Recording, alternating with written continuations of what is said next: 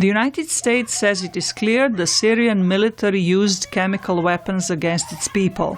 Vice President Joe Biden said Tuesday the government in Damascus must be held accountable for such transgressions of international laws. For we know that the Syrian regime are the only ones who have the weapons, have used chemical weapons multiple times in the past, have the means of delivering those weapons, have been determined to wipe out exactly the places that were attacked by chemical weapons. U.S. officials say the government is discussing with its allies a joint response to Syria's alleged use of chemical weapons. Political analyst Michael Rubin says the United States most likely will launch a narrowly targeted military strike. I do believe that we are on the verge of launching a military strike. I believe it will be mostly done by cruise missiles in order to keep American pilots out of harm's way.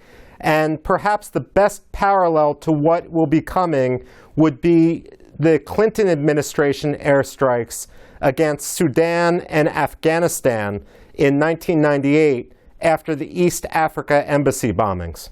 A leader of Syria's opposition forces says rebels would welcome any foreign intervention that would remove the Assad government from power. In light of the things that are happening to our families and our people, and what happened to the children in Damascus, of course we support the strike.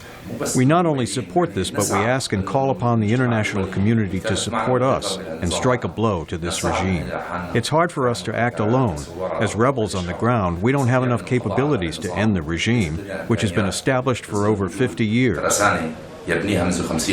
But analysts say the international community is not likely to launch a wider military campaign against the Assad government. Rubin says there is widespread concern that in the aftermath of an airstrike, the conflict and the chemical weapons may spill over into neighboring countries.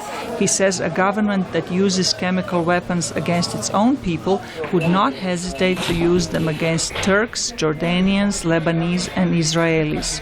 After more than 2 years of fighting a more heavily armed government force on their own, many Syrians are skeptical about any help coming from the West. To begin with, if this strike happens, it will just be for propaganda.